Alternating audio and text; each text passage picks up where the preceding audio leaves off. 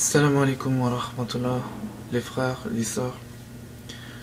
Je voudrais vous parler d'un sujet très urgent. Ce sujet, c'est une maladie.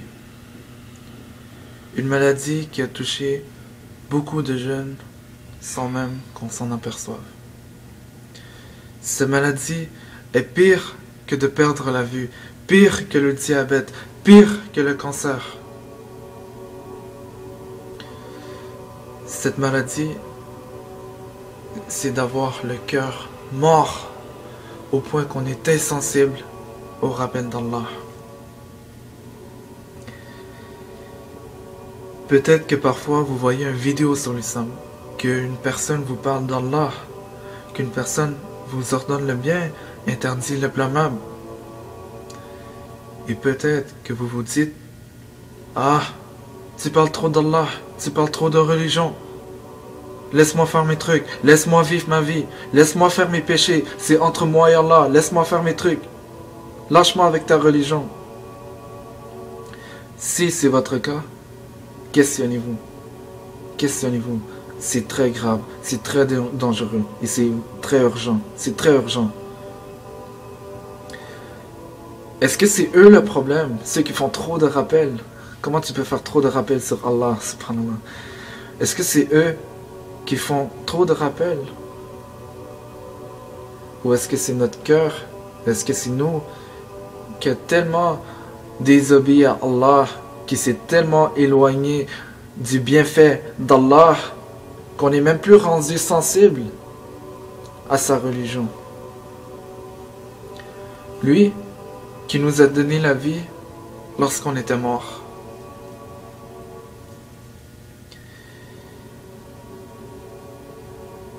L'imam Ahmed ibn Hanbal, rahimahullah, son fils lui a demandé, Ya Abi, quand va-t-on enfin se reposer? Quand est-ce qu'on va se reposer, oh mon père? Son père a répondu, quand on va avoir un pied au paradis. Ya Allah. Imaginez cette scène. Dès maintenant, vous faites des tonnes d'efforts pour vous approcher d'Allah. Vous faites l'aumône pour Allah. Vous faites la salah pour Allah. Vous aidez vos frères pour Allah. Vous aidez votre mère, votre père pour Allah. Chaque chose que vous faites pour Allah. Imaginez, lorsque votre mort vient, lorsque c'est le temps du jugement et tout, et que vous rentrez au paradis, imaginez votre premier pied au paradis.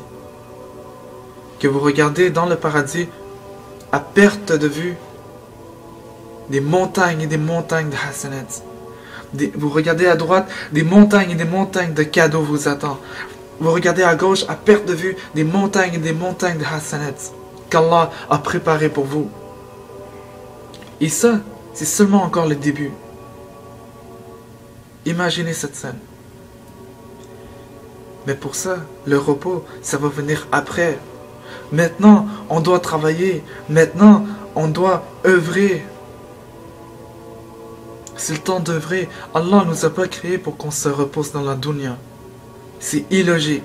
Cette mentalité, c'est pas une mentalité de musulman ni de musulmane. C'est illogique. Rasulullah sallallahu alayhi wa sallam a dit, la dunya, cette vie, comparée à l'au-delà, est comme la goutte d'eau qui reste sur le bout de votre doigt lorsque vous le retirez d'un océan. L'eau qui vous reste sur l'index, c'est la dunya. C'est la vie d'ici-bas. C'est la dunya pour laquelle vous avez vendu le Coran. C'est la dunya pour laquelle vous avez vendu votre salah, que vous avez vendu votre religion. C'est la dunya pour laquelle vous avez accumulé les péchés et que votre cœur s'est noirci. C'est pour cette dunya que vous respectez parfois plus vos parents. C'est pour cette dunya que vous avez oublié Allah. Et Allah l'a dit dans le Coran, ceux qui oublient Allah, Allah leur fait oublier leur propre personne. La question dont je me pose pour vous, est-ce que vous avez oublié votre but? Est-ce que vous avez oublié comment vous étiez venu à la vie? Allahu Akbar. Subhanallah. Je crois personnellement que beaucoup d'entre nous, on ne va pas réaliser ce grand nirma jusqu'à temps qu'une maladie tombe sur nous. On dirait que c'est ça maintenant. Et wallah, je connais beaucoup de personnes qui sont revenues à la pratique vers Allah, qui ont commencé la salat, que lorsque leur père ont une maladie, que leur père a décédé, que leur père, que leur mère a le cancer. Est-ce que, je veux dire, il n'y a aucun moment pour ne pas revenir vers Allah. Vous pouvez toujours revenir vers Allah. Mais pourquoi attendre qu'une maladie vous frappe pour être réveillé? Pour vous dire, ah, maintenant je comprends, je dois commencer à être sérieux. Non. Allah, il parle souvent de ceux qui sont reconnaissants, les croyants qui sont reconnaissants. Dans le bien et dans le mal, dans le bien et dans l'épreuve. Pourquoi on doit attendre une maladie qui nous touche? Soyons pas de ceux-là, soyons de ceux qui reviennent vers Allah maintenant. Pourquoi on veut perdre du temps? Pourquoi on... Wallah, même 5 minutes, vous allez regretter de perdre 5 minutes de votre vie au jugement. Vous voudrez rattraper ces 5 minutes de perdu là. Tous ces temps, passer à la chicha, passer à fréquenter les mauvaises personnes. Les personnes qui, oui, c'est des bonnes personnes, mais qui vous font oublier Allah. Et l'entourage, c'est tellement important. Wallah, l'entourage, alhamdoulilah, l'entourage, ça change une personne. Ça change une personne. Commencez à fréquenter les bonnes personnes. Questionnez-vous. Est-ce que les personnes dont je fréquente m'aident à m'approcher d'Allah? Ou est-ce que quand je suis avec eux, je change complètement? Et réveillez-vous maintenant. Si je vous dis que demain vous allez mourir, si un médecin vous disait que la semaine prochaine vous allez avoir beaucoup de chances de quitter cette vie, qu'est-ce que vous allez faire? Vous allez commencer à faire la salat, vous allez commencer à payer tous vos dettes. Pourquoi? Parce que vous savez que c'est la vérité. Vous savez que l'islam c'est vrai. Vous savez que le Coran est véritable. Vous savez tout ça. Mais pourquoi est-ce qu'on ne le fait pas? Pourquoi est-ce que nos actions sont tellement différentes? On dit qu'on aime Allah, mais nos actions c'est totalement le contraire. La mort, Malak al-Maut, va venir à vous n'importe quand. En ce moment, vous êtes dans votre chambre. Peut-être même vous avez la porte fermée, la porte barrée. Wallahi, Malak al-Maut, l'ange de la mort, peut venir dans votre chambre, ouvrir votre chambre. Vous l'avez barré, il va rentrer quand même d'une certaine façon. Il va venir vous prendre par en arrière. Et vous allez quitter. Il va être trop tard pour vous rattraper. Peu importe où vous êtes, la mort va venir. La mort va venir. Et on ne parle même pas encore des châtiments dans la tombe. Ceux qui délaissent la prière. Les châtiments dans la tombe. Les châtiments dans l'enfer. Waouh, je ne vais même pas parler de ça maintenant. J'ai vu un frère à l'hôpital. Il était en grave état. Il était en grave état, il avait une grave maladie. Et pourtant, il avait tout le temps le sourire dans son visage. Il était allongé dans son lit, il disait Alhamdulillah, Alhamdulillah, Alhamdulillah. Quelques jours plus tard, je mettais de la terre sur lui. On enterrait toute sa tombe. Je l'ai vu quelques semaines auparavant. Maintenant, il s'y plie sous terre. Peut-être même que demain, je vous croise dans le métro, je vous croise à l'école, je vous croise dans le marché, peu importe. Peut-être que 2 jours suivants, c'est nous qui va vous enterrer. La mort va venir au moment où tu t'en attends le moins. Mais si vous êtes encore vivant maintenant, c'est qu'Allah vous a donné un délai. Et ce délai a une sagesse derrière. Méditez là-dessus. Si vous êtes encore maintenant ici, Allah vous a donné un temps pour vous rattraper. Utilisez ce temps comme il faut. Plusieurs d'entre vous, certains d'entre vous vont se dire ah, je fais trop de péchés. Ah, j'ai trop été habitué à cette mode de vie. C'est dur de s'en détacher. Je vais me sentir hypocrite envers Allah. C'est dur, je suis pas capable. Subhanallah, pendant 20 ans, moi, j'étais non-musulman. Pendant 20 ans, j'étais un kafir. Pendant 20 ans, j'ai pas tenu de Coran. Pendant 20 ans, j'ai jamais fait de salat. Et toi, tu penses qu'il est trop tard? Et toi, tu penses qu'il est trop tard? Allahu Akbar. Allah dit dans le Coran, Allah est sévère en punition, mais informe les croyants que c'est lui le tout miséricordieux. C'est lui le pardonneur. Allah est sévère, oui, mais tant que tu te repentes à Allah, peu importe le péché que tu fais, sauf l'association, tant que tu demandes pardon à Allah, il te pardonne. Tu fais encore un péché, il te pardonne. Tu fais encore un péché, il te pardonne. Tu fais des montagnes de péché, il te pardonne. Mais est-ce qu'on demande pardon à Allah? Est-ce qu'on demande pardon à Allah? Wallahi les frères, Wallahi les sœurs.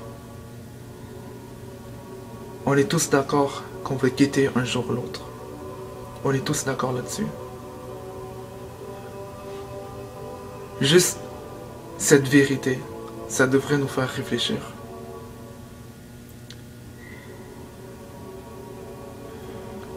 Commencez à œuvrer maintenant. Commencez à envoyer le salam entre vous.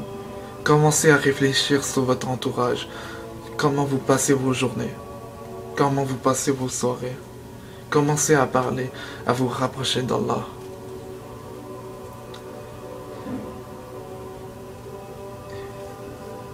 Commencez à œuvrer maintenant. Imaginez le jour, subhanallah, Inch'Allah, qu'Allah fasse qu'on soit au paradis ensemble.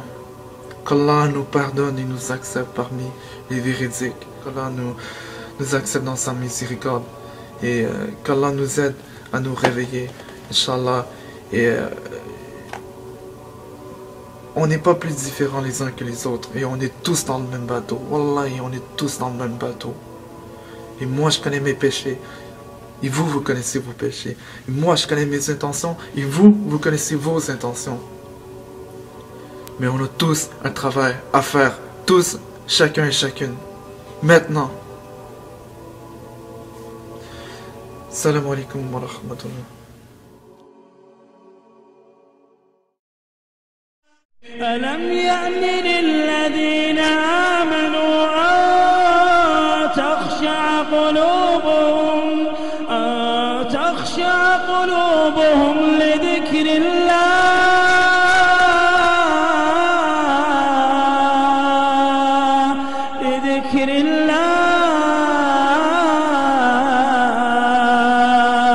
وما نزل من الحق ولا يكونوا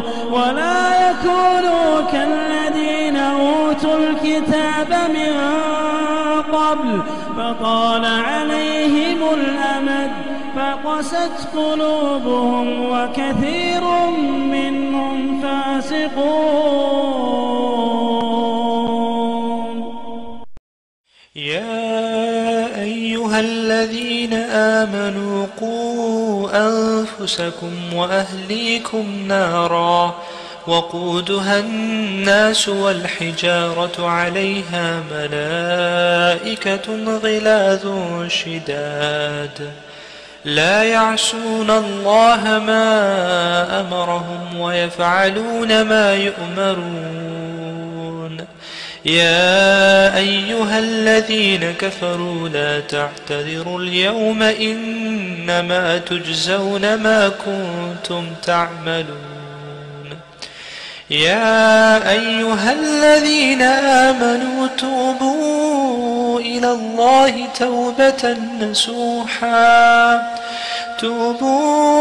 الله توبة نصوحا عسى ربكم أن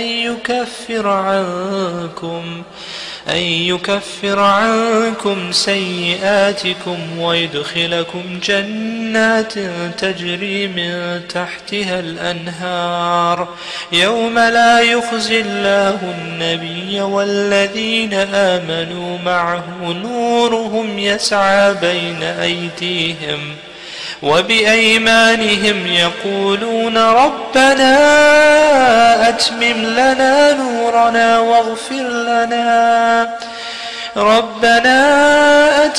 لنا نورنا واغفر لنا إنك على كل شيء قدير.